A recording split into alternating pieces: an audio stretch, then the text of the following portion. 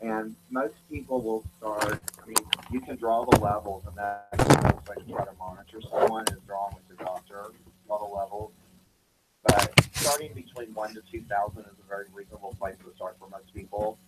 And the most common side effect if you're getting too much vitamin D is you become weak and you start to have muscle fatigue and you start noticing muscle pain and you may actually find that you're beginning to hurt in your joints. And that's one of the first signs that you possibly are getting too much vitamin D. But it is difficult to actually overdose on vitamin D, but you can um, have issues. And in my career of 20 some odd years, I've only had two patients that I've actually had side effects from vitamin D when they started supplementation, and it was recognized within the first 6 to 12 weeks of therapy. So it won't happen right away. It's going to take a little bit, but you'll just notice more and more fatigue in your muscles and pain. But people having joint pain initially is reason one of the reasons that we actually start taking these supplements, because I know that I've increased turmeric. Marlene has suggested the magnesium, and then she said she takes about 5,000. And I've increased turmeric in everything I eat, live, and drink. I put turmeric on an egg, and I take turmeric in the morning. And it's just one of those things that I've just become more conscious that I've depleted a lot of the things that I've taken for granted. And I think a lot of us have taken vitamins for granted, but then we take vitamins, and I wish you would tell us which vitamins you take, because it's okay. Tell us what the green and white, because there's a few of them.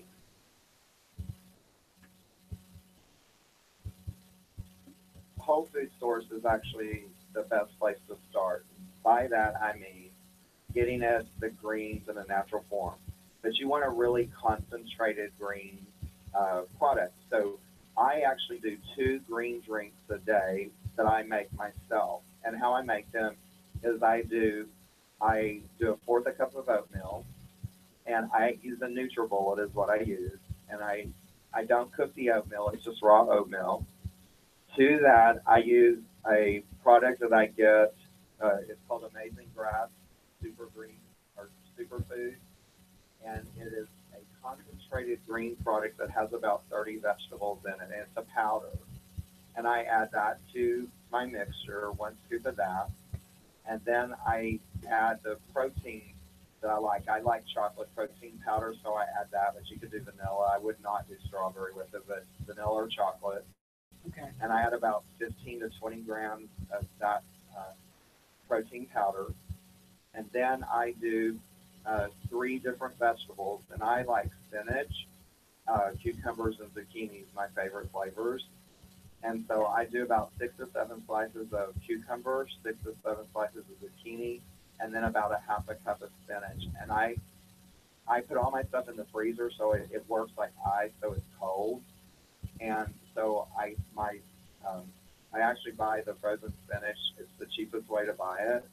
And then I just buy my cucumbers and zucchinis and cut them up. And then I put the rest of it is just water to flavor and to the texture that I want. I do two of those a day. Some days I only do one, but I usually do that for my breakfast, and then I do it around my lunchtime, and then I have 4 to 6 ounces of some protein source like fish or chicken or turkey. What you're doing with the green drinks is you're getting massive amounts of vitamin B, or all of your vitamin Bs, and you're getting the antioxidants and you're getting the anti-inflammatories that you want in a very natural state. You could add your turmeric to that or other spices if you would like.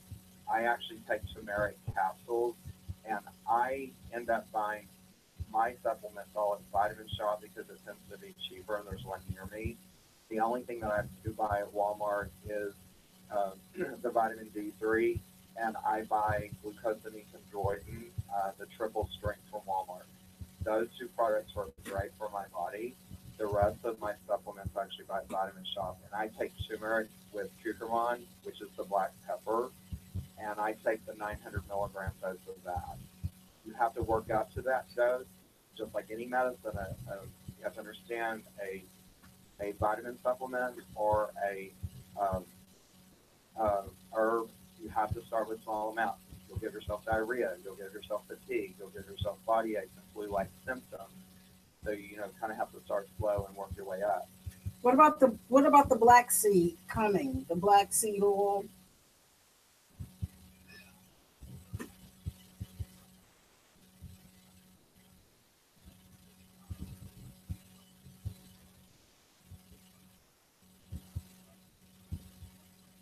I heard that is good for everything except for death. They said it cures everything, and I've been taking it, and it's nasty. When I say that's what I don't care what you eat it with or drink it with. That that if you want to punish your children, give them some of that black seed oil. Ooh, Okay. I have patients that are now doing colloidal silver, uh, which I have one of my HIV positive patients. He's a black male. He dropped his cholesterol 80 points by doing colloidal silver. I've never seen anything like it before. It was like, what else did you do? He goes, nothing. And we used to use colloidal silver years ago, you know, but it's coming back into vogue now. It's actually in a liquid form. We use colloidal silver to heal, or forms of it to put on the skin to help the skin, like from burns, and you can use it, like with certain lacerations and things like that. But there's a liquid form now that's ingestible, and it's making a comeback.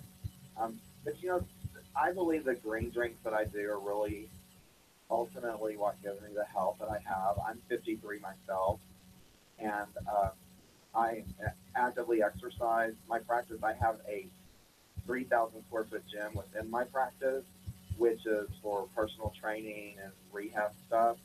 So I really promote the physical fitness experience for our patients, trying to get them to exercise, eat right. And I've come up with simple recipes like these green drinks for patients right. because they want, they're like, well, Dr. Roberts, tell me what you're doing because I don't know what to do. And I've maintained my weight for years, and I exercise about 10 hours. You're listening to WATB 1420, Decatur, Georgia. So, um, I don't know. I stay very active, and yet I have a very stressful life as well. but you look young. I thought, and the only way that I knew you were, because I'm serious, you look really young. I looked at your picture and I was like, now is he saying he's 27 or has he been practicing for 27?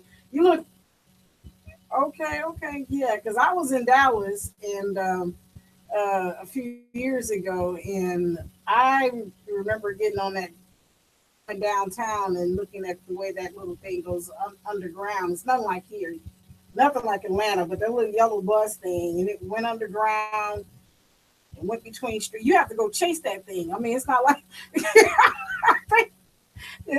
no, man. You got to be right on that platform when it rides down the street past you. If you don't make a jump for it, you got to be active because it's hot in Dallas. It was hot in Dallas, and I went there right in October. It's hot in Dallas and it's hot in Houston. It oh, I didn't see no fat people there neither. Well, the funny part is like, people always comment when they see me. I have the gray hair. Everyone comments are like, "Have you had plastic surgery?" And like, no, they're like, "Your skin's flawless." Well, it's nutrition. I mean, again, you are what you eat, and the nutrition. I mean, the things that I've done through the years, because I've done these for years. I do not have any medical illnesses. I had one major event in my life where I nearly died of food poisoning. Uh, um, there was contaminated food on some or contaminated bacteria on a raw broccoli that. It was chicken. What was it? Oh, okay. Okay. But anyway, I cook all that broccoli now. But the thing is that that's the only thing I've really faced in my life, and I believe that my it's not the fact that I'm a doctor that I'm healthy. It's the fact that my mom taught me at a very young age to eat properly, and serving size was appropriate. And my mom is a nutritionist who's always taught from the point of view color palette, where when you have your plate, you need at least 5 different variations of color on your plate. And there's a whole line in nutrition that looks at that because those different colors bring in different antioxidants and different. And my mom's always taught that. So color variation is appropriate if you don't want to do concentrated greens. Like you need your blueberries, you need your tomatoes, you need your sweet potatoes, you know, and you need your greens. You need all the varieties every time you put something in your mouth. And that variety actually gives you health and gives you benefit. But, you know, most of the foods that you and I see when we go to restaurants, particularly fast food, they're all one color. You know, there's no variation in color. They're usually highly fat and highly salted and lots of carbs. You made an interesting point about your thyroid yourself that I wanted to talk on. And that is, you know, one of the things that America did years and years ago was to actually iodize salt, to bring iodine into the nutrition of all Americans to try to prevent thyroid goiter, which was a very common thing that occurred in children and young adults. And so by introducing the iodine into our salt that goes into our food, we were actually able to help, you know, people prevent goiters that happen, you know, in childhood. But what's happened with our food supply today, which I think is very deleterious to the thyroid and as well as blood pressure and kidney and heart, is we have way too much salt. So now we're overdosed on iodine. Okay, we're getting too much because every time we sit down or go to a restaurant or sit down to eat, we're overdosing ourselves with salt. That is ultimately going to cause issues with the thyroid itself, as well as high blood pressure, and and link with other disease states. So you have to be careful with that because a lot of people with thyroid disorder will actually step away from the iodized salt, and they'll start trying to get their iodine in another form, and they'll start doing sea salts and other things, to walk away from the iodized product that's in all the foods that you and I eat. What about the seaweed? I've heard that seaweed would be a great supplement. Pella it comes in tablet form or it comes in powder form. The green concentrated thing that I told you, the amazing grass super green food I take, actually has spirulina, chlorella, and like seaweed or kelp. That's what chlorella is basically a seaweed or kelp product. So it's an excellent source of nutrition and an excellent source of things like glutathione. Mushrooms have glutathione in it, shellfish have glutathione, which are some of your basic building blocks for amino acids and also help with inflammation in your body. So, and those seaweed products are great if you can stomach the flavor and stuff. When people see because I just Googled this, it says that Trinity Care of Dallas, infectious disease doctor in Dallas. What does that really mean, infectious disease? It's more than just HIV. It's Actually, I'm an internal medicine physician, which works on all aspects of internal organs and diagnostician with labs and X-rays, and all the ancillary things in medicine that we use. I did not do a fellowship in infectious disease, but infectious disease actually treats like all your bone infections, all your skin infections, your meningitis, your heart valve infections, kidney infections, gastrointestinal infections, all kinds of fungal stuff. You treat tuberculosis, those things. I can treat all those things. I do not have a specialization. But what for me is I do the internal medicine, but I have, through my own desires to treat the HIV community, I've actually become an individual who has one of the largest HIV practices in Dallas because I desire to treat that community. Well, that has naturally taught me infectious disease. And so people refer all kinds of stuff to me, but I don't have that formal infectious disease fellowship, but I can do all those things because of how my practice has been so honed in on that as part of it. But HIV is my primary disorder that I treat, and then I treat all the ancillary things that go from that. But I have my oldest patient is 96 and my youngest is 16. I do not take below 14. And right now my youngest is 16. And I have everything in between. And like I said, men, women, transgenders, trans females, trans males. I treat the whole gamut. I know we talked about transgender, something that Marlene and I and another guest was talking last week about the transgender being a problem in the military, and they were stating that the reason why they were eliminating those individuals because the cost during the transition take time in their lives is going to be costly, and there's downtime for those individuals when they're in the middle of taking the medicines to, transform and come into their, their identity that they're trying to obtain.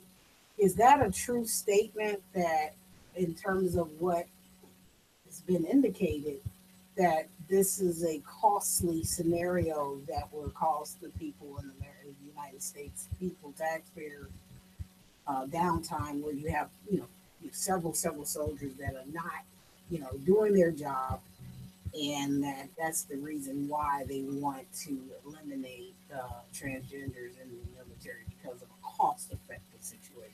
Is that true? I don't know the individual's hearts and all the decisions were made, but what I can tell you, my perception and how I look at it, kind of how I view the situation.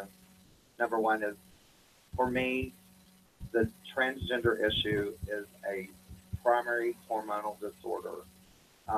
It is not a psychological disorder. It is actually a physical disorder.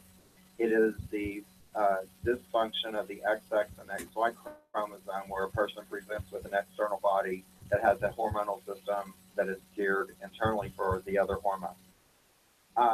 What I believe is that the military looks at many disease states where they have to say, this person is not stable to go to battle because of this illness. And my view of looking at transgender care is simply, if a person wants to be in the military, they need to be fully transitioned beforehand, and there's multiple reasons for that. It's not just cost containment to me. That I do believe that that's one of the reasons that they made the decision. But I believe there's a transformation that occurs. You and I got to go through puberty at a time when we were younger and our hormones were working properly and our brains were changing, our bodies were changing, and we went through that before we actually could go in the military. Transgenders are basically, when you start their hormonal therapy, they've got to go through their puberty as well. So they may not do this until later on. They may not recognize their situation or be able to deal with it because of psychological traumas that they've been faced with, or with rejection by family members or whatever, until they're 30 or 40. They've got to go through their puberty. You have got to give them the hormones that their body naturally feels that it needs, and you have to allow them the transition time. And the average transition time is usually about 7 years. When you're looking at surgical procedures, not so much your upper procedures like for breast augmentation or breast reduction and breast removal, but when you're looking at your lower procedures where you're actually removing the testicles and you're removing the penis, or you're building a vagina, or trying to build, a penis, those, America and transgender and all physicians, everyone in the world have to understand those come with a very high medical complexity and with the potential for recurrent infections, which could lead to urinary tract infections, kidney infections, and potentially death. So when you're talking about a person in the military who hasn't had lower surgery yet, that individual is going to go through could go through a very complicated course.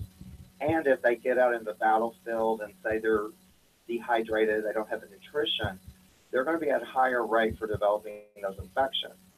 So everyone has to die to self a little bit on this and realize that these people may have higher rates of infection that may not be appropriate on the battlefield. Now, we being a nation that could have a more tender heart, we could actually say, okay, we're not going to allow battlefield experience or, our that tenure for you, but you can do, you know, work inside of, you know, a hospital or work inside of this or whatever. You're just not going to be on the battlefield. But we need to have a open dialogue and an open communication that was transparent about this, because as a transgender treating physician, I don't believe it was totally honest to the American people. I have very strong thoughts about it, and I also believe that if you're going to be on the battlefield, you need to be what I call full frontal. That is, top and bottom need to be done. Because if the enemy captures you, you will definitely be the first to be tortured, and you will be relentlessly tortured because you have breasts and a penis, or you have no breasts and you know you have a vagina. So you're going to be looked at, separated, and tortured, and very cruelly tortured because of who you are. So we have to have some compassion for that. But I also believe that people that have already served and begun to serve, we should do the right thing to them. We should allow them to maintain themselves in the military. We should get them through the process like anything else. If you want to disable them at 100%, that's okay too. But you need to pay for that disability, and you might even need to consider paying them their salary until the time that their death occurs, because they have given their lives and their time to us to protect our freedom, and it is not right nor fair for us to dump them because of the transgender issue. And that was a mouthful, and it's very complex, but our leaders are not talking about it in that manner, and we need to come to the table, and we as a nation need to address it, because it is a primary hormonal disorder. It is not a psychological disorder. These people are not sick in the head. These people have a physical ailment that doctors like me can treat, and we can give them an unimaginable life of joy and happiness. One of the things, thank you, Doc. So I want to make sure everybody, we got some new people that just came into our Facebook show. We're talking with Dr. Stockton Roberts, who is located down in Dallas, Texas. And he ran off all the black people already at the first part of the show, talking about we can't eat no more chicken. But in lieu of that, Marlene Dow, who's our political analyst and host of the Not About the Party but the Purpose, talking with him, he owns Trinity Care of Dallas. He specializes in internal medicine, hormone replacement therapy, HIV, physical rehabilitation, wellness, fitness, primary care, and corporate wellness. Now, what's corporate wellness? Individuals to develop programs for their companies that can offer nutritional guidance, physical fitness guidance, so they can help cut their costs. And looking at, you know, the things we've been talking about nutrition, supplementation, you know, creating exercise programs, things like that, to work with that. So the individuals those individual corporation owners may have less sick leave employees. They have better attendance policies. They may cut their insurance rates, et cetera, et cetera. So trying to develop, you know, those programs for individuals and show them that, hey, maybe we can help make you well. And again, when you go back to healthcare reform that we're talking about, you know, we need to not just worry about the insurance and stuff. We've got to worry about our food supplies as it relates to healthcare. We have to worry about exercise as it relates to healthcare.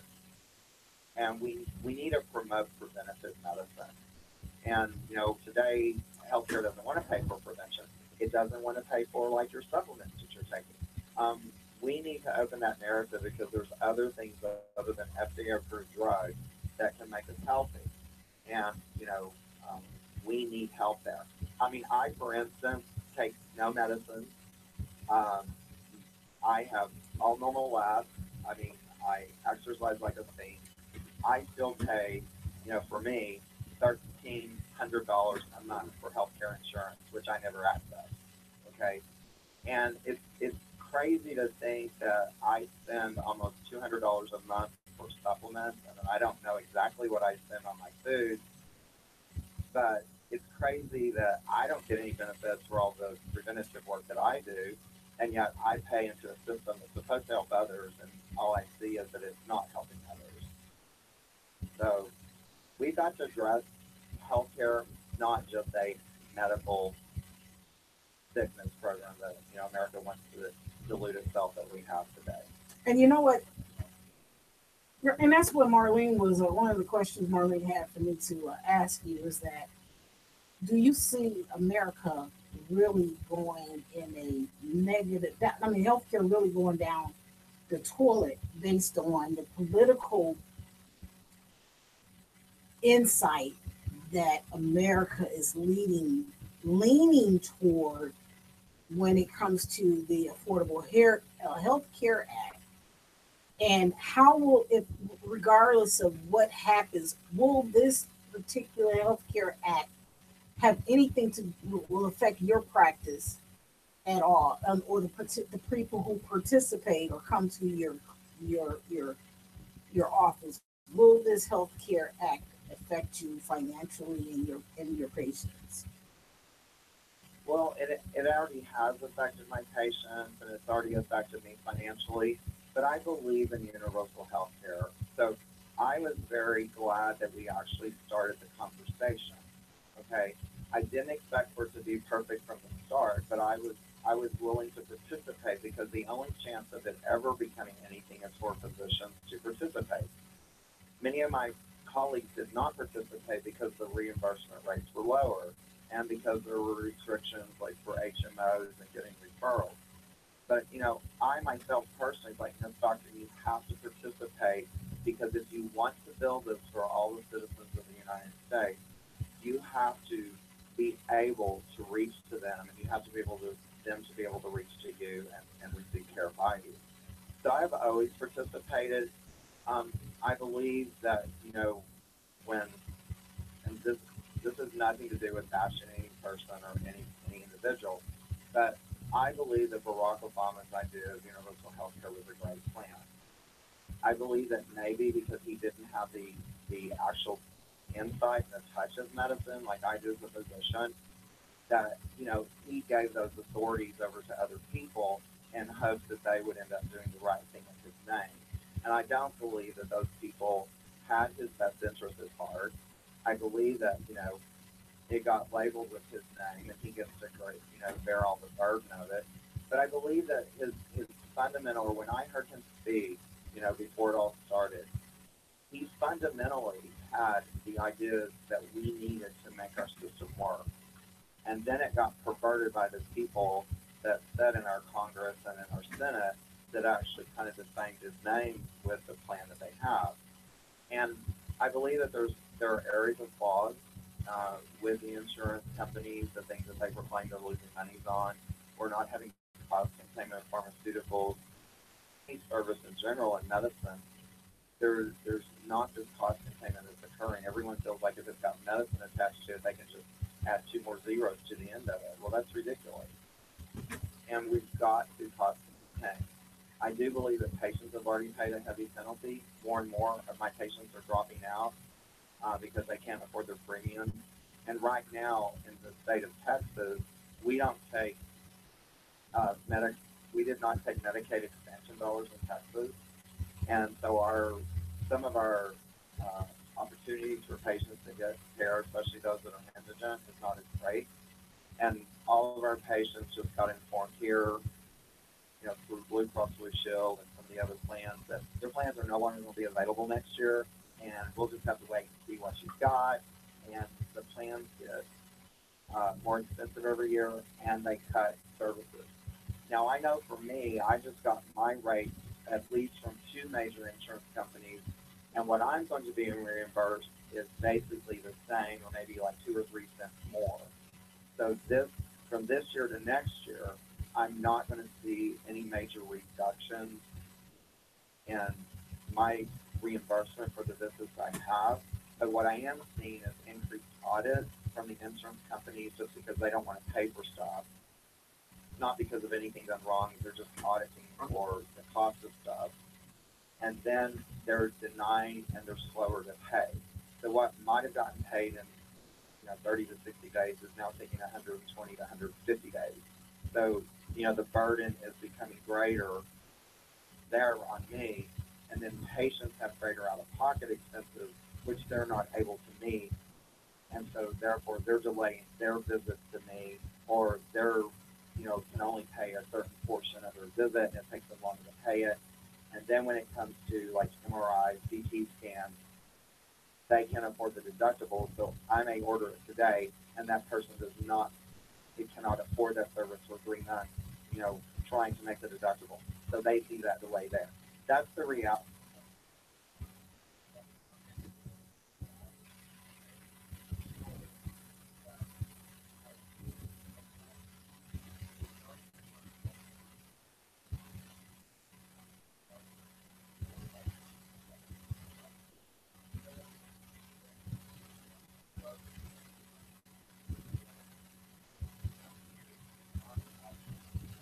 Obama's best interest at heart, and I don't even think they have even Donald Trump's best interest at heart, because I don't believe either Obama or Trump have the insight, because they're not medical, to really know some of the finer workings, and they're giving that over to people that they trust.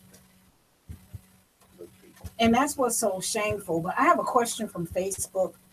They wanted to know, to ask about fasting.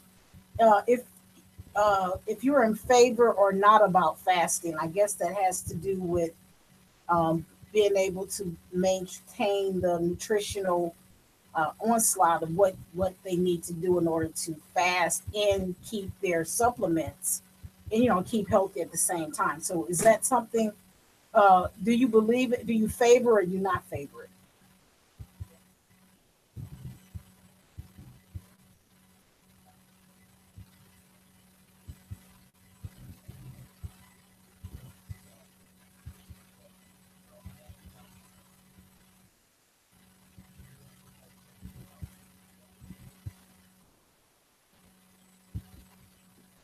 Does it link with a religious practice, or what does it link with?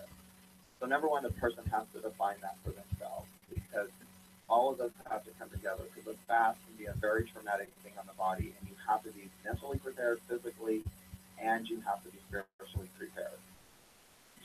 I do believe that if fasting occurs, it has to include, I usually recommend my patients that you continue to drink water, okay, and that you continue, if you cannot, survive through the fast, that you have to have some type of fruit source or vegetable source that has high amount of water in it. The fasting, if you do it too frequently, fasting can actually slow your metabolism rate down, and it may be counterproductive to what you're trying to accomplish.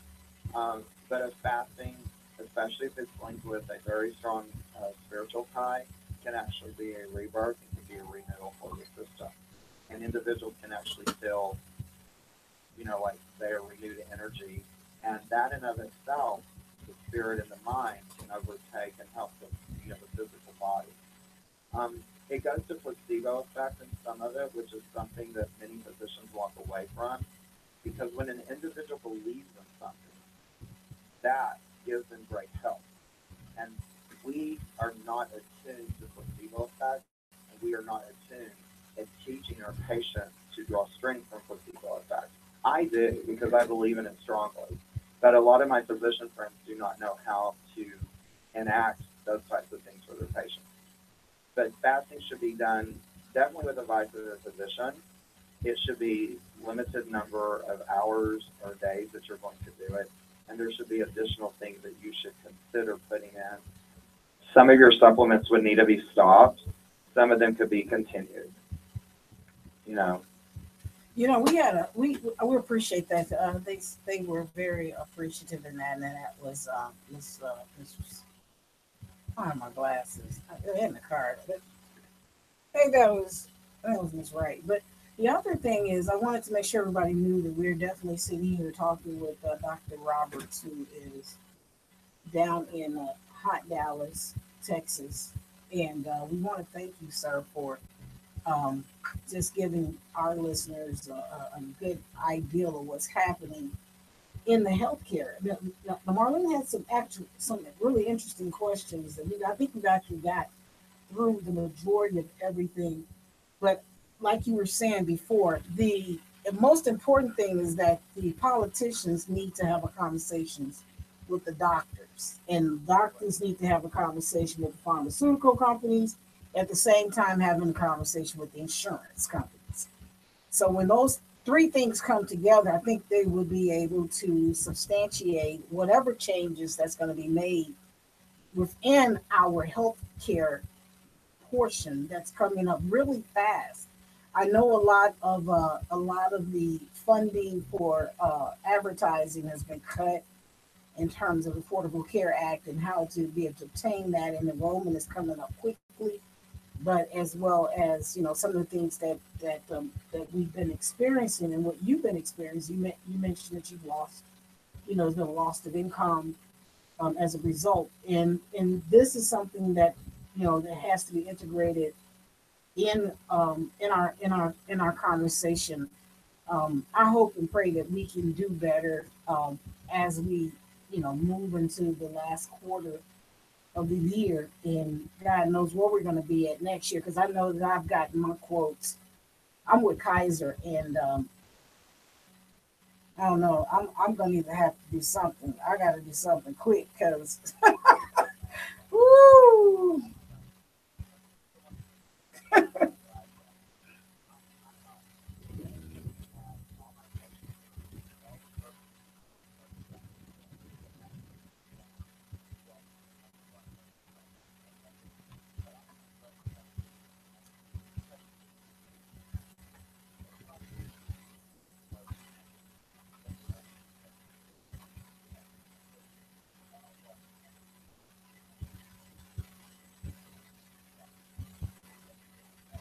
To where we're getting sick enough and we're getting tired enough that we're eventually going to take our medicine, and our medicine needs to be universal health care. So as we look for tomorrow, it's not always about our own comfort, and it's not about our own monies and stuff like that. It's about us understanding this process has to occur in order for us to be to the point that we will elect the leaders and we will make the decisions that are correct for everyone. And we have to be sick enough. I mean, people have to be sick enough to come into the doctor to actually want me to help them. And that's where we're at. We're living through this turmoil and living through this pain and suffering right now because there's going to be a solution. We're going to find the solution that helps us. We're going to find a healthcare system that can help the masses. Why do I believe this? Is because I have been working so hard on creating a system that's like that and thinking about it. And I'm going out and I'm talking to people and trying to, raise a voice to awaken people, because we can do this. We always tend to think that we don't have the strength, we don't have the courage, we don't have the endurance. We do. We just believe a false narrative about ourselves or a lie about ourselves. We can change this, and if we come together instead of dividing ourselves, we can actually make this happen. And everyone wants good health, and good health is what gives you joy, and if joy is the ultimate thing here, not happiness, but joy. And, we can do this. And simple things like the green drink I talked about, simple things like getting out and walking, doing something that builds you spiritually. I don't, if that's going to a mosque, or if that's going to a synagogue, or that's going to a church, great, do it. If it's music, do it. If it's painting, do it. Just go do it. And your body and mind and spirit will all come together. And when that comes together, that's when you can actually solve your problem. And I'm hoping and praying that that is what's happening in America. We're struggling right now, but I see people talking like they've never talked before. They're getting out their nasty, but they're also getting out some good. And so let's don't get caught up in the nasty, and let's try to focus on the good, and let's try to lift our fellow man up. It's pretty simple for me, but that's how I break my life down. And you know what? We really appreciate it, Doctor. We want to thank everybody who have been tuning in and enjoyed the doctor and his message. We have a lot of people on Facebook, on our personal Facebook page, and we want to thank you again for sitting here on this Sunday with us on the Conservative Newz and talking about our health care and talking about things that's much needed in our community and talking with us women about some of the stuff that has been underdiagnosed, which is our thyroids. But doctor, how do people get in contact with you? Because you have a Facebook page, or how does it, is a conversation that people could ask for advice, even though they may be here in one part of the country? How would folks get in contact you or refer some of the people to you? So how would people do that? Well, the number there on Facebook is Trinity Care Dallas is the Facebook page that we just recently vamped up. We got a new page, so we've been working on that the last 2 to 3 months. The Trinity Care Dallas there. We're actually, I think Marlene, did she post? I gave her a thing with it was supposed to have the email. Did you get that? What?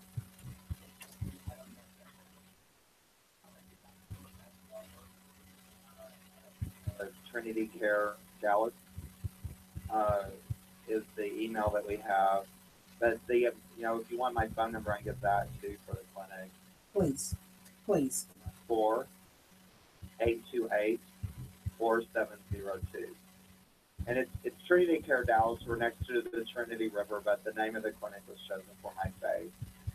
But I didn't know I was going to be next to the Trinity River when I chose it, but God placed me here perfectly. So it is what it was supposed to be, and God brought me to the right place. So. And he did bring you to Marlene, and I'm glad you guys are friends. And that's not my big sister as well. And thank you, Doc. And we want to get you up out of here. And we thank everybody for listening. And we're going to be playing there's a gentleman named Daniel D. He is a violinist. So I kind of brought up some of his music. And so that's something we can wrap up the show with. Doctor, thank you so much. And we hope and pray that we can get you back on the show as we get more into our health and wellness series. Appreciate you having me. All right. Thank you, sir. Bye-bye.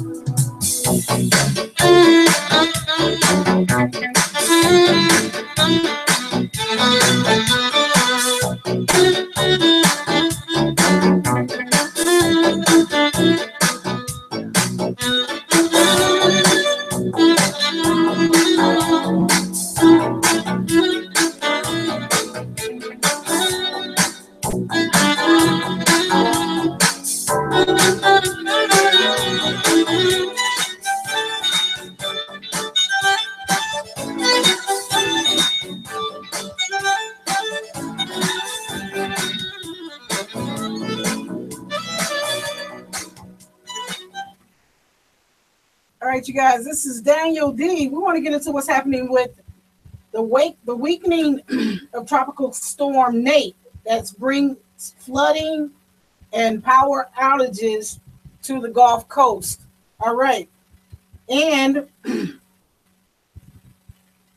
there have been bursts of flooding and power outages in the U.S. Gulf Coast before the weakening rapidly Sunday storms have hit the region.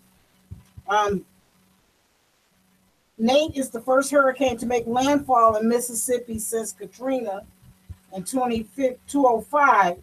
So we have power loss and winds diminishing to a tropical depression, and it has pushed northward into Alabama toward Georgia with heavy rains. It was a Category 1 hurricane when it came ashore outside of Biloxi early Sunday. The second landfall will be hitting southeastern Louisiana on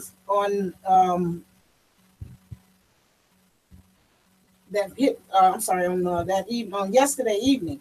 So they showed a little bit of this taking place on the Mississippi side, and looking for some more information about Biloxi and how some of the casinos in the lobbies of the casinos were flooded. The parking structures overnight had been flooded over in that area as well. So, we look at the fact that, we have a lot of loved ones and stuff. Nate is something that is going to subside. And I want to just make sure that everybody knows that we have our WAMR-DB shoebox, Irma and Harvey shoebox project, feminine product project. Basically what we're doing is we're asking women to put together a shoebox with feminine products, pads and panties. We're hosting our first event. This is ongoing throughout the whole year of 2017 into 2018. This is a much needed something that we need to do as the woman's station. Atlanta Mix Radio is the woman's station, a new look and feel of AM radio. You can go on our Facebook page and look up the Shoebox Project. And our first project is going to be the collection of these boxes on November 3rd at the Reserve on Hendricks. On November 3rd is an all-day event. We have vending opportunities. We'll be talking with some of the FEMA individuals, and then we'll be having toward the very end a show with the Next Level Mario Coleman and Monica Fly, who are both performers that will be coming in from Nashville, Tennessee. Mario Coleman and Monica is in St. Paul, Minnesota. You can check out our Facebook page. But we're asking that you all put these shoe boxes together, ladies. This is something very simple. You know, I've asked a couple people. It's not complicated. All you're doing is buying some pads, pack of panties from Family Dollar. Doesn't matter. I just say get the big girl panties and work your way down. You get a couple packs of panties, some pads, a small box of tampons, some Massengale spray, and lotion for the girl. And and it's very important that we reach out to these other women, because women, we always look out for our children and our community, but no one's looking out for us. So we're asking you all to continue to help us serve what we do as our mission. Please like us on our Facebook page, but we're asking that you join our community on www.atlantamixradio.com. We also are looking for people who want to participate as vendors. It's a beautiful facility. You can go on the page and look at that. But it is down in Covington. You're going to check out the rebroadcast of this particular show on our digital broadcast on Mixcloud, YouTube. The address for the facility is 1149 Hendrick Street, right next door to WGFS 1430. We will be down there down in the Covington area. It's a beautiful facility. Well, they just remodeled it, and you can bring your shoe boxes, or you can send them to 925 Main Street, Suite 300, Stone Mountain, Georgia 30083. You can go on our Facebook page and look at the Shoebox Project. We're just asking you all to do what's right, which is, we're not asking for money, just a shoebox. Help out the next woman. We have a large amount of concentrated areas that we're looking at. We're talking to the people in the U.S. Virgin Islands, radio station there, Trinidad and St. Croix, the U.S. Virgin Islands. We'll be getting some things there shipped to the women there as well. But I want you all to tune in tomorrow morning of our morning show, Monday through Friday, from the fall hours have changed a little bit, so it gives me an opportunity to sleep a little bit longer. So it's actually from 7:30 to 9:30 instead of 7 to 10. But you got that Monday through Friday. But you can also listen to all of our shows on our Mixcloud. Just go to Mixcloud, follow us, like us. What we're actually doing is actually to support the women's station. This is what we're all about. You will never find a station like this. This is for you all. If you want some music that you want to be played, send us an email at atlantamixradio@gmail.com. Or you can just go on our Atlanta Mix page and do something about that. But I want you all to keep listening to Daniel D. The boy is bad. All right, let's go, y'all.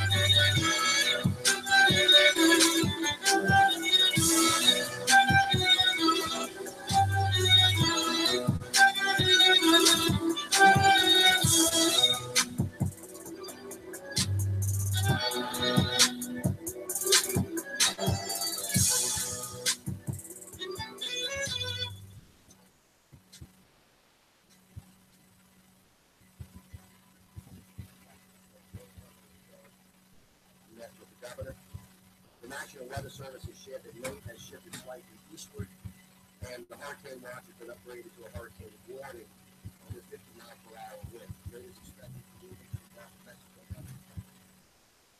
The hurricane is expected to Saturday.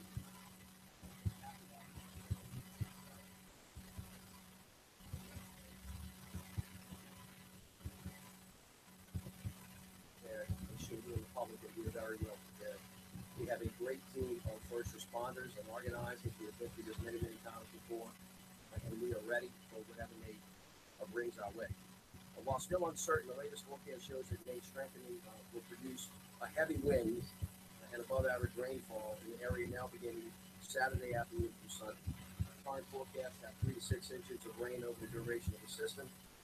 Our greatest threats, though, from this particular storm, because everyone is different, is not necessarily rain, but strong winds and storm surge. We can see serious tropical storm force winds between 30 to 80 miles per hour starting on Saturday. All right, guys, that was New Orleans from CNN Gulf Coast brace for Hurricane Nate. I've been trying to get that up. That's why I wanted to play it right away. But just our prayers are going out to the individuals that are living on the Gulf Coast, New Orleans, Gulfport, Mississippi, Biloxi, Mississippi, New Orleans. So we're going to get out of here. Going to continue to play our Sunday mix down with Daniel D. and some of the other sisters. So let's just sit back and we're going to keep this one moving. I'm a DJ today, y'all. This is Daniel D.